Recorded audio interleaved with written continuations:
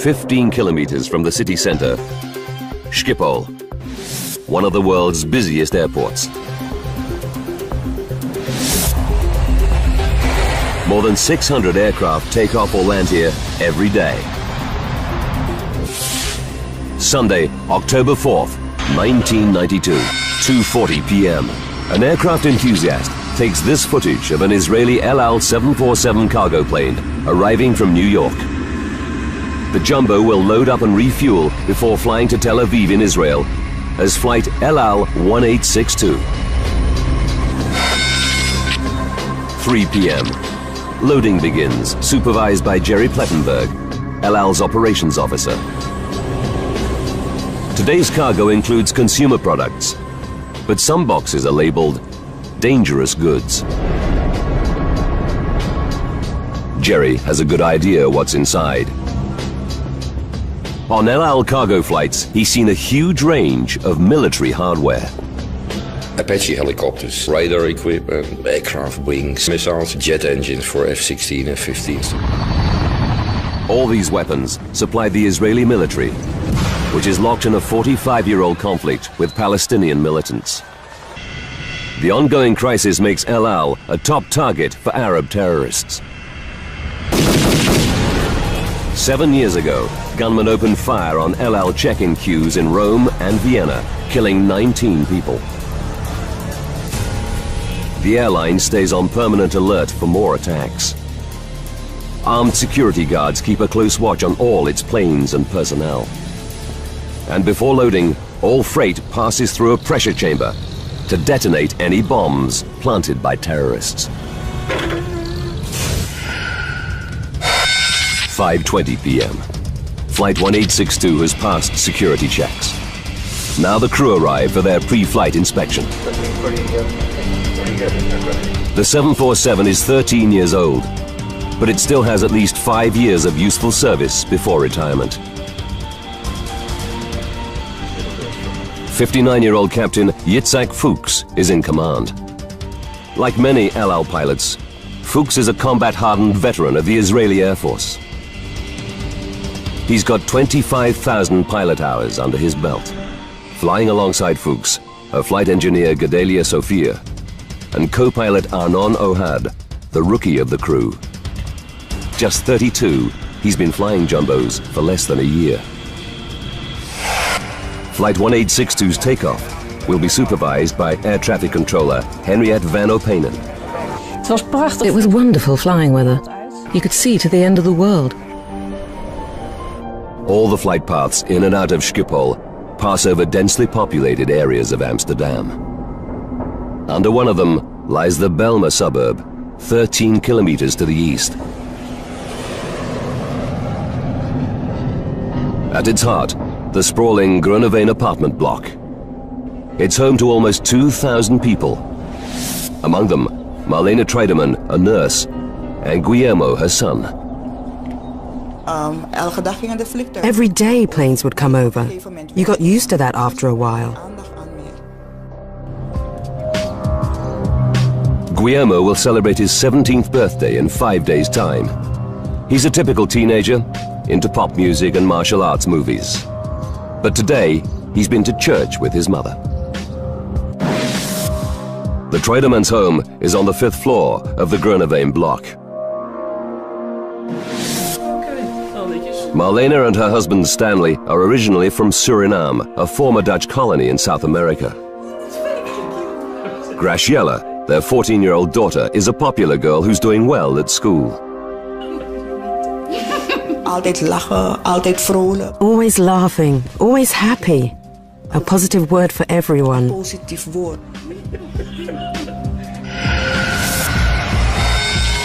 6 p.m. On runway 1 at Schiphol, Captain Fuchs powers up the 747's 4 Pratt & Whitney engines. LL 1862, ready for taxi. He hands over to his young co-pilot, Arnon Ohad, to give him more flying experience on the 747. 6 minutes after takeoff, El Al 1862 heads east over Amsterdam suburbs. 43000. 6:27 p.m. and 30 seconds. The engines are still at full thrust as the jumbo climbs to 6,500 feet. Everything is running like clockwork. The crew settles in for the flight to Tel Aviv. In less than 5 hours, they'll be back on home soil with their families.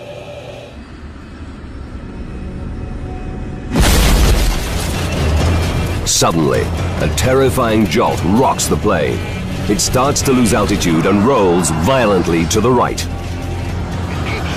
Veteran pilot Captain Fuchs grabs the controls. I've got up. He battles to stabilize the jumbo. If he fails, the aircraft will spiral out of control. LL 1862, Mayday, Mayday, we have an emergency. After 30 seconds, Captain Fuchs manages to wrestle the jumbo back to steady flight. Flight engineer Sophia desperately scans his control panels to try to find out what's wrong. Seconds later, another crisis.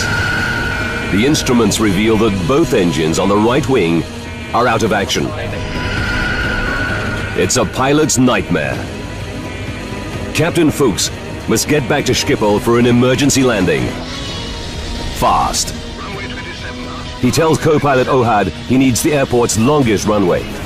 We request 27 for landing. Air traffic control clears the jumbo for the journey back to Schiphol.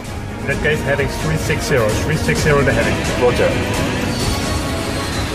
The return route to runway 27 will take the jumbo over the Belma suburb where the Treidemann family lives. They and thousands of others in the crippled jet's flight path are completely unaware of the drama unfolding above them.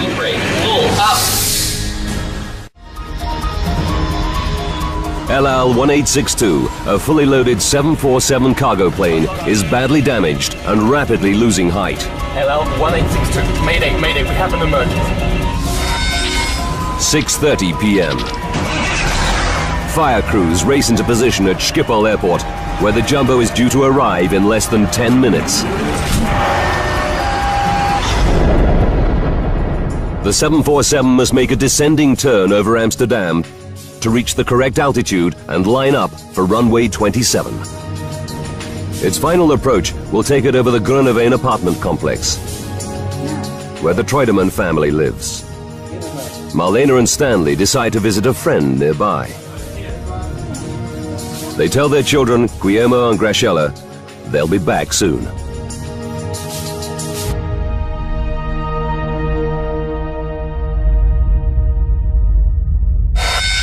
(6:33 p.m. and 35 seconds.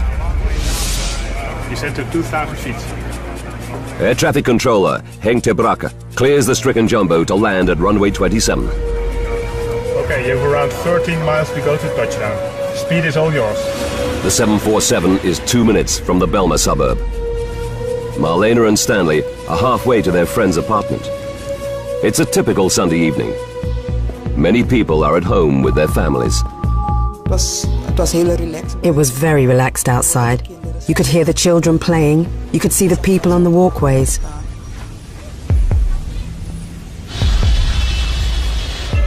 At this moment, as Captain Fuchs lifts the nose to slow the jumbo for landing, the roll to the right returns. He jams the rudder further to the left, but now the plane barely responds. Co-pilot Ohad alerts Schiphol. Controlling problem. Controlling problem as well. The news sends a chill through ter Brakke. He immediately contacts his colleague Henriette van Openen. Hank summed that up to me by intercom and said he is now in deep, deep trouble. 90 seconds later, Fuchs still battles to control the roll, but it's getting worse. And now the jumbo is losing height fast. It's just seconds from the Belma suburb. Here, unaware of the looming danger, Marlena and Stanley near their friend's apartment. Teenagers Guillermo and Graciela relax at home. 4 floors up, at the other end of the Groeneveen block, 31-year-old André Bos hears the approaching rumble of jet engines. You can describe the noise as getting louder all the time, and eventually it starts to roar. Suddenly, the roll accelerates to an extreme 90-degree angle, and the jumbo spirals towards the Belma. Raise the flat. Get your gear down. Going down. Going down. Tank rate. Pull up. The roar of the jet is now deafening. Andre grabs the phone to call the emergency services.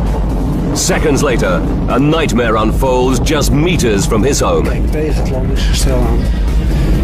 I looked at the landing gear as it flew straight past my balcony. Marlena and Stanley reach their friend's apartment. In his 10th floor apartment, 36-year-old bank worker Rinus de Haan is about to eat dinner. A screech from his pet cat brings him to his balcony. He's paralyzed by what he sees. The jumbo is heading straight for his apartment block. I saw my life go by in a flash from my childhood to that moment. I thought, it's over.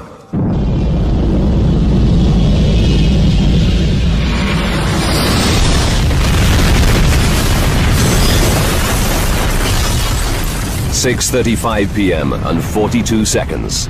El Al 1862 smashes into the 6th floor of the 11-story apartment block.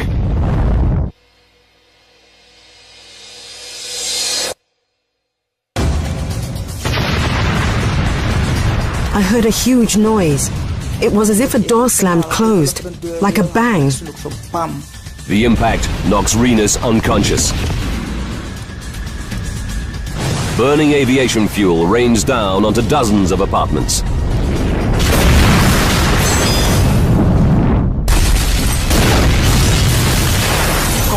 The sound of the crash came from the direction of Marlena and Stanley's home, where they left their children just minutes ago. The couple race back, gripped by fear. What terrible disaster has struck their neighborhood? And are Guillermo and Graciela in danger?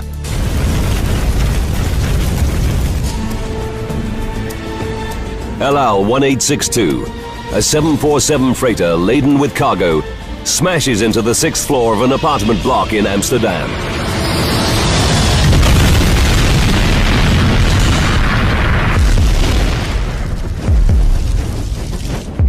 "6:35 p.m. and 47 seconds. Air traffic controller Henk ter Brakke realizes the signal from the jumbo has stopped. Up in the control tower, Henriette van Openen can see why. A column of flame and smoke reveals the jumbo has crashed. Marlena and Stanley Treudemann race for home. Suddenly, through the trees, they see a towering wall of flame. Stan said to me, "Marlena, it's our flat." I said, "No, that's impossible."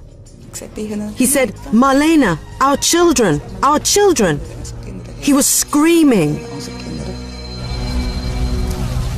Stanley freezes, but Marlena runs to the burning apartment block. She finds a staircase and races to the 5th floor.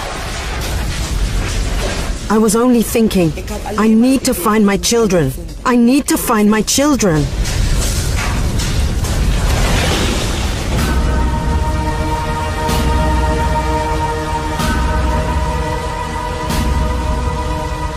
At the exact point where her home used to be, she's facing an abyss.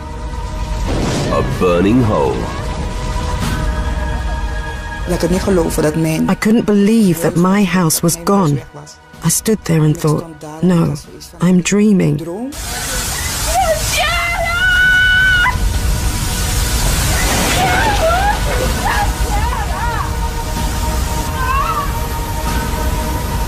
It suddenly occurs to Marlena that her children, 16-year-old Guillermo and 14-year-old Graciela, may have heard the plane coming and escaped.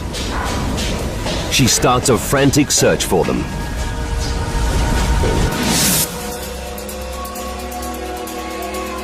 On the 10th floor, bank worker Rinus de Haan regains consciousness.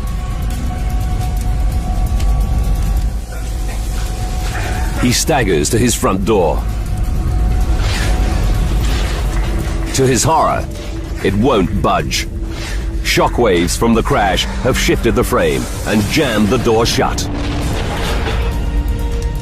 Rinus realizes he survived the crash, but now he could burn to death. There's no way out. Not even his cat can jump from the 10th floor. I thought, this is the end. I thought if I come out, it'll be a miracle. Andre Boss's apartment, 200 meters away, escaped the impact.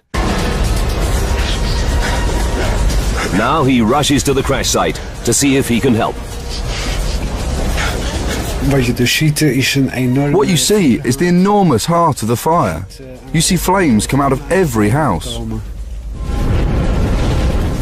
Andre knows there could be hundreds trapped or injured, and many could die before firefighters arrive. With no thought for his own safety, he smashes open doors which are jammed or locked. Entering some apartments would be suicide. There are too many flames. But in others, he rescues people who've been overcome by smoke. Stunned local people rush to the scene. Marlene Treudemann desperately questions everyone near the crash site. Have they seen her two children, Guillermo and Graciela?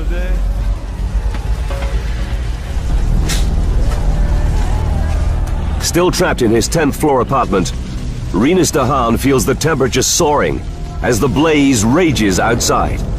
At that moment, it was 58 degrees Celsius already in my house. I was sweating pints. Rinus fears he's got just minutes to live. But he can do nothing except pray that he and his cat will be rescued.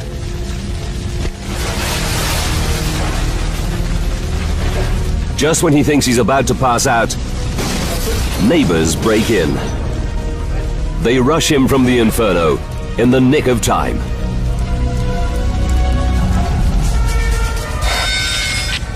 "6:40 p.m. Less than 5 minutes after the crash, the first of 16 fire engines from across Amsterdam arrives at the scene. Brave local people like Andre Boss have already pulled many survivors from the crash zone. Now firefighters take over the rescue operation and tackle the inferno. News crews capture the scene as paramedics start to treat the injured.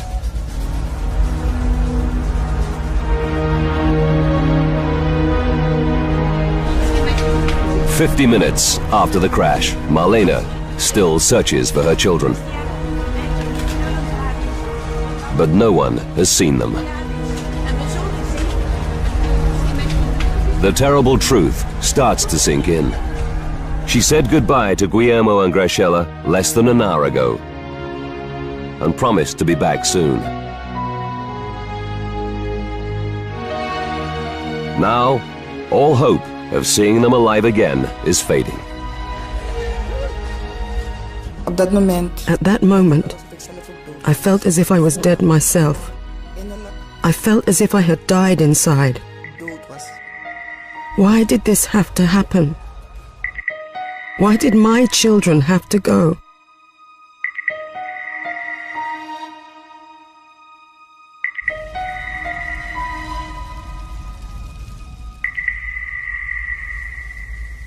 News of the disaster spreads around the world.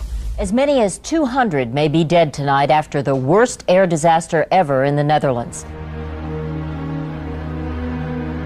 Dawn reveals a gaping hole in the building. The crash destroys 31 apartments on 11 floors. The official death toll is 43, including Captain Fuchs and his crew.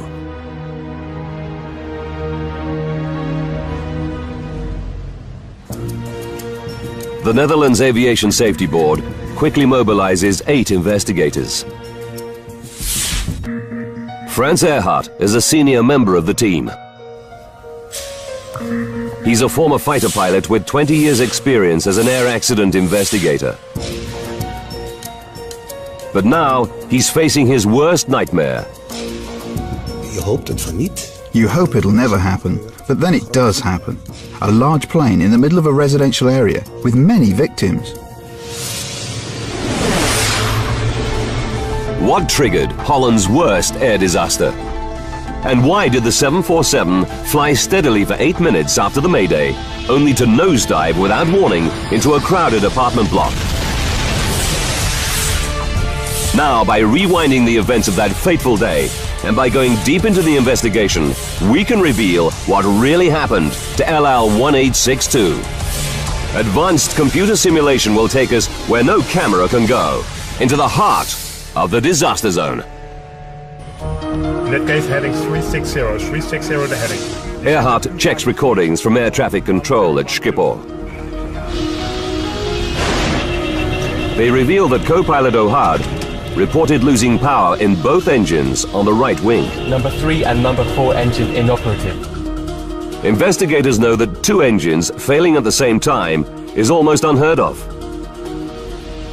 The team begins to suspect a more sinister reason for the loss of the Israeli jet. Van het begin af vanuit gegaan. We thought from the beginning LL was possibly targeted by terrorists. Terroristische actie was getroffen. The investigators fear that Flight 1862 was downed by a terrorist bomb or even a ground-to-air missile. And they have a second mystery to solve. If the Jumbo was hit by a missile, why did it stay airborne for a full 8 minutes before dropping out of the sky? To see if the terrorism theory stands up, investigators need to find the Jumbo's engines and its black boxes, which record technical flight data and cockpit conversations. But it's a daunting task. Even if they survived the crash and the 1100 degrees Celsius inferno, they now lie buried under a mountain of rubble. Het vliegtuig was zo compleet. The plane had been broken into so many pieces during the crash that we didn't know where to start. Waar wij moesten beginnen. Early the next morning, search teams start to sift through the mountain of wreckage. Investigators know they may face a long wait for clues. Then, an unexpected development. An off-duty policeman reveals that he saw Flight 1862 as it climbed through Amsterdam's airspace. What he tells the investigators gives them an electrifying new lead. Investigators have no concrete leads to explain why LL1862 crashed into an apartment block in Amsterdam.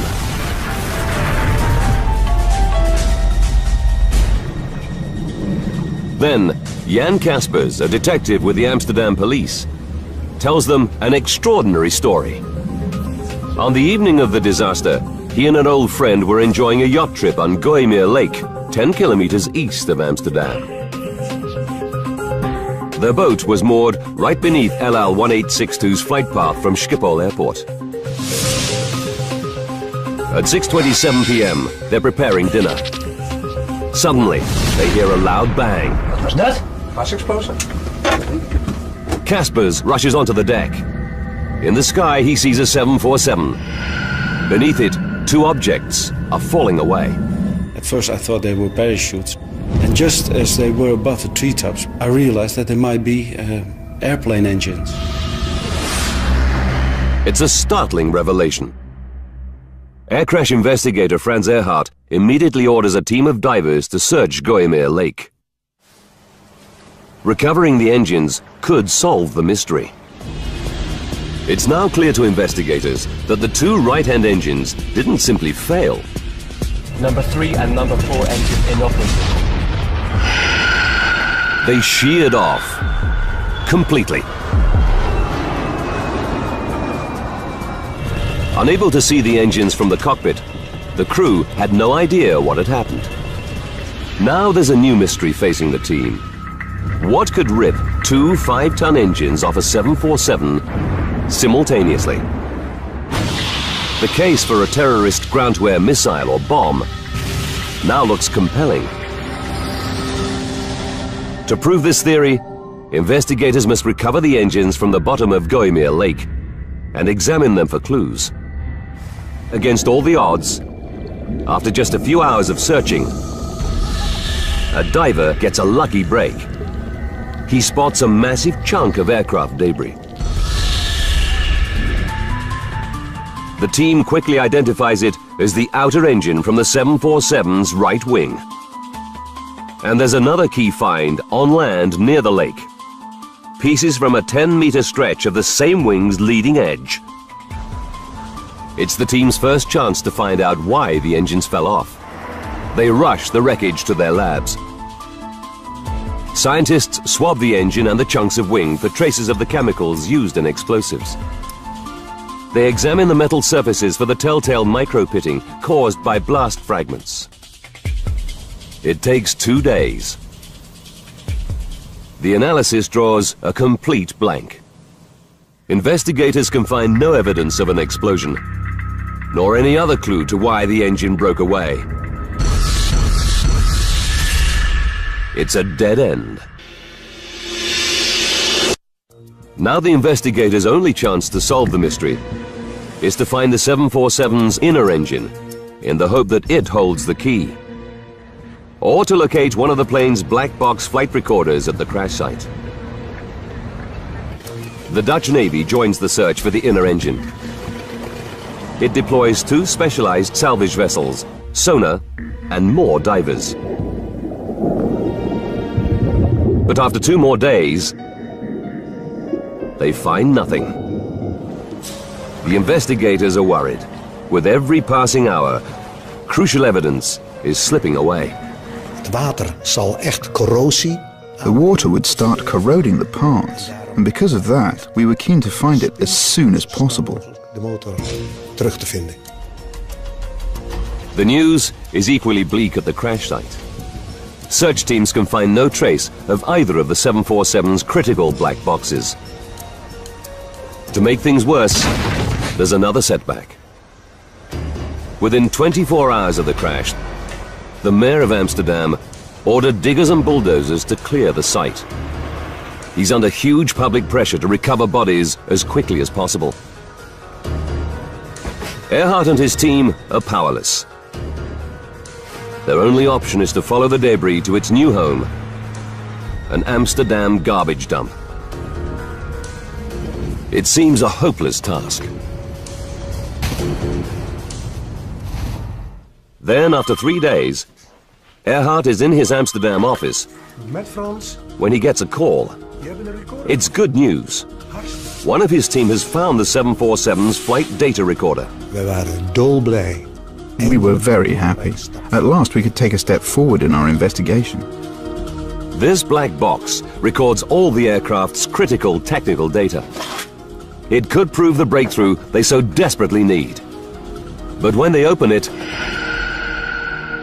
it's a terrible letdown. The tape inside is broken in 4 places. And data from the plane's critical final 2.5 minutes is indecipherable. They send the recorder to specialists in Washington, D.C. and the USA. It's a long shot, but it's their only hope. 11 days after the crash, the investigation team is at rock bottom. But just as investigators are beginning to despair, they hit the jackpot. A diver finds the inner engine, half buried by mud. It's still attached to the mounting that fixed it to the wing.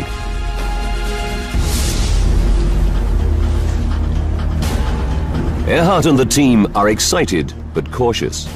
What if this engine proves as unenlightening as the first? It's battered and dented, but they can see no obvious evidence that it was hit by a missile. And when they run the battery of tests for explosives on this engine, once again, they find nothing. Investigators reach a turning point. They rule out a terrorist attack as the cause of the disaster. In fact, they can find nothing wrong with the engine itself. But when they examine its cowling, the outer casing, they quickly spot something odd.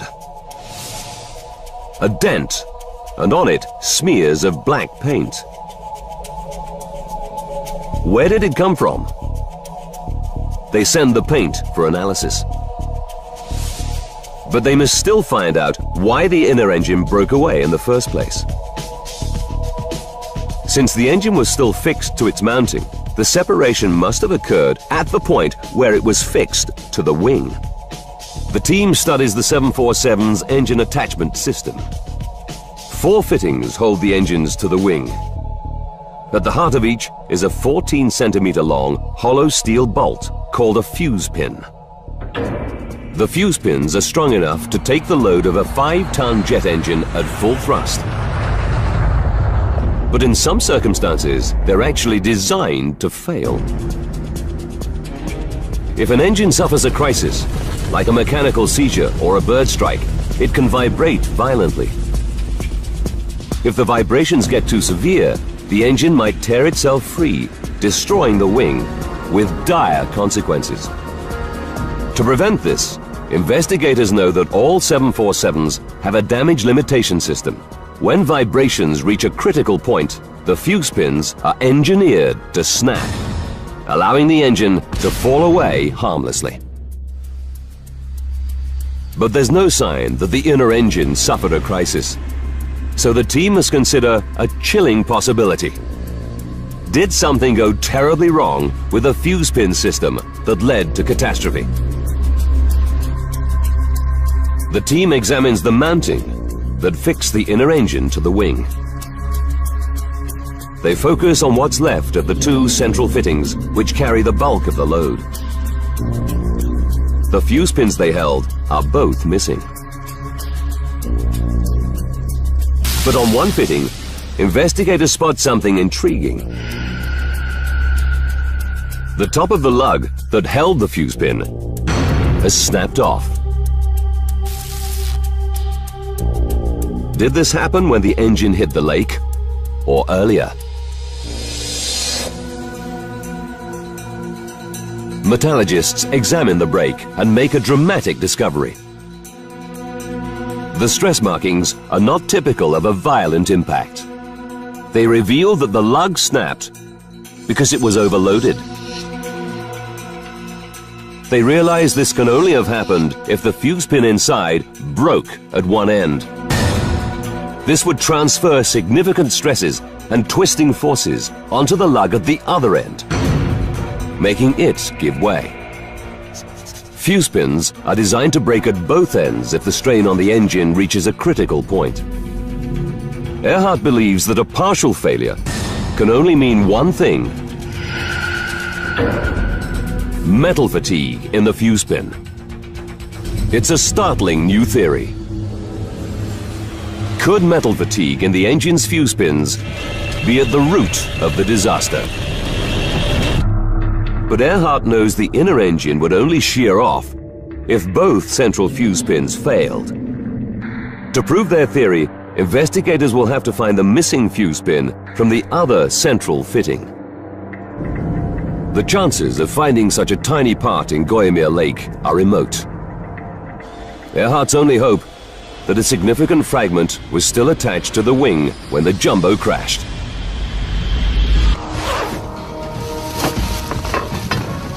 He deploys more than 20 workers to search the garbage dump where crashed debris now lies. No one holds out much hope. The missing fuse pin was only 14 centimeters long and may have shattered on impact.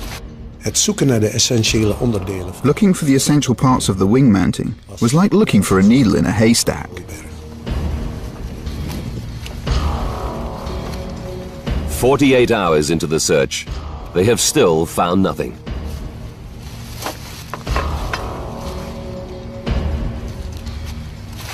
Then, on day 3,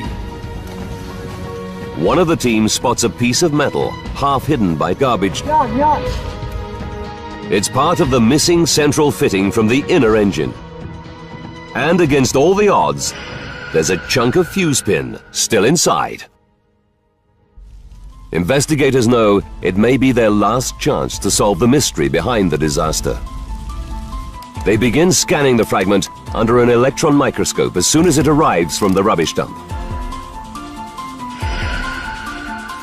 And they find their answer. In the wall of the fuse pin, there's a crack 4 millimeters deep. The patterns around the fault show all the classic signs of metal fatigue.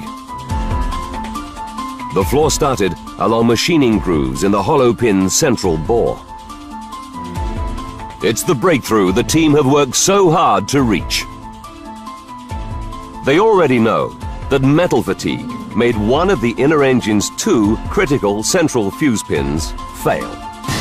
Now, they have indisputable evidence that the other central fuse pin was also defective. With every flight, the microscopic cracks in the inner engine's fuse pins got bigger and bigger. On October 4th, 1992, they reached a critical point. At 6,500 feet, with the engine at full thrust, the faulty fuse pins fail.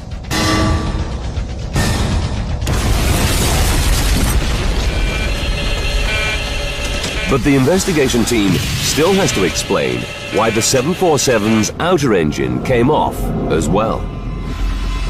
It's almost inconceivable that 2 sets of fuse pins could fail at the same time. Then they receive the test results on paint smears found on the inner engine's cowling. The smears are an exact match for the paint used on the central fan blade spinner of the outer engine. They realize there's only one possible explanation.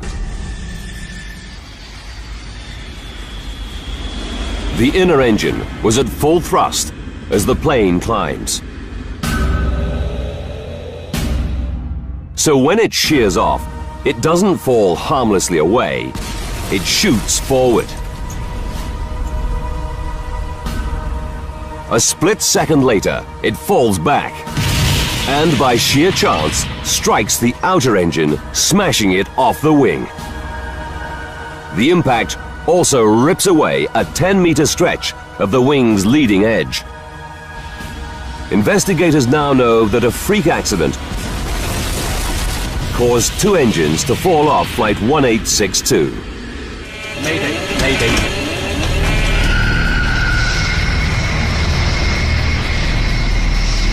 They alert the manufacturer, Boeing. It immediately instructs airlines operating the 1,000 747s around the world to inspect all fuse pins and replace any that are faulty. But the traumatized residents of the Belmer are desperate for the answer to another major mystery. Why the plane crashed? A 747 should be perfectly capable of flying on 2 engines. So what made Flight 1862 suddenly nosedive just minutes from an emergency landing at Schiphol Airport? Raise the flag. Get the gear down. Investigators study the section of wing recovered from Gooimeer Lake. It's clear this damage would have reduced the plane's lift. They also realized that key flight controls lost hydraulic power when the engines broke away. But if this damage was severe enough to down the plane, how did Captain Fuchs keep it flying steadily for another 8 minutes? It's a paradox. Then, 18 days after the crash, the team gets some good news. Experts in the USA have retrieved the information from the damaged flight data recorder. The technical readings it contains prove to be the final piece of the puzzle. They reveal in chilling detail what finally downed Flight 1862.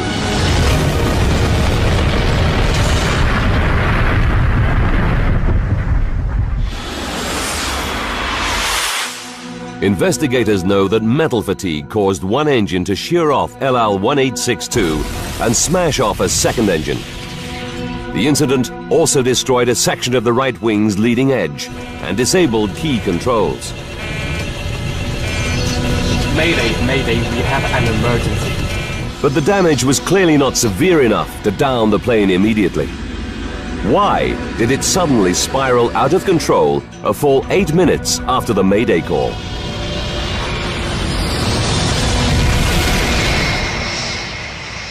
the team drafts in test pilot and aeronautical engineer Geert Tikelaar to find the answer. He analyzes thousands of technical readings from the 747's flight data recorder. After 8 months of hard work, Tikelaar has a dramatic new insight into what happened to Flight 1862. For the first time, he's able to explain the complex relationship between the loss of the engines, the mangled wing, and the damaged controls. He discovers that although the crippled plane could still fly, a crash was inevitable as soon as it tried to land. De crew had geen keuze. The crew didn't have a choice. They could do nothing else. They were doomed to crash. The flight data analysis finally reveals why LL-1862 nosedived without warning after pilots kept the jet airborne for a full 8 minutes. And how hundreds of people on the ground were left seconds from disaster. 8 minutes to disaster. Defective fuse pins holding the inner engine to the wing snap, causing the plane to lose not one, but 2 engines. This catastrophe also damages a 10-meter stretch of the wing's leading edge, causing a major disruption of airflow over it. This reduces lift on the right-hand side and makes the 747 roll to the right. Captain Fuchs has also lost 2 hydraulic systems, controlling key anti-roll devices. He only manages to wrestle the jumbo back to level flight by pushing his remaining controls to the limit. The flight data analysis reveals that his current airspeed of 280 knots is the key. It's just high enough to get sufficient lift out of the right wing to keep them aloft. 39 seconds to go. 5 kilometers from the Belmer apartment complex. Now Captain Fuchs lifts the jumbo's nose to slow the plane down for landing, unaware that this routine procedure will have fatal consequences. The flight data reveals that this change in angle worsens the disruption in airflow over the mangled right wing. The result is a further loss of lift on this side of the plane, and it starts to roll again. Captain Fuchs struggles to pull it level. But his airspeed has now dropped below 260 knots, reducing lift even more. This time, his damaged controls cannot save him. Controlling problem. 30 seconds to disaster. As the roll and loss of lift reach a critical point, the 338-ton jumbo plummets earthward. Get the gear down. 1862 going down. LL-1862 nosedives from 2,500 feet.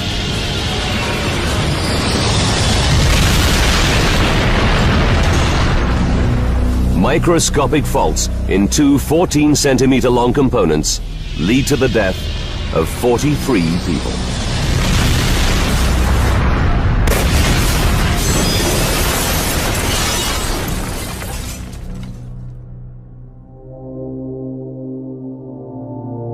Rescue workers found the bodies of 16-year-old Guillermo and 14-year-old Graciela the morning after the crash, just meters from where their home once stood. Medical experts believe they were killed instantly. After the disaster, the children's parents, Marlena and Stanley, moved to another part of Amsterdam. They couldn't bear to live in the area where their children died. Het is niet makkelijk, dat geef ik ook toe. It's not easy to lose your child or your children. Maar je kan... But you can get strength from the good times you've had with them. De fijne momenten wat jij met ze hebt gehad. En de herinneringen... Memories from their birth to their death. No one can take away from me. Dat neemt niemand me af. En ik weet dat ze hier zijn. Ik voel gewoon... I know they are here. I feel their presence. A good atmosphere.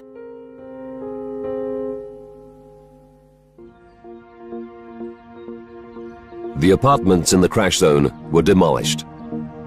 but their foundations remain. Nearby is a permanent memorial to the victims.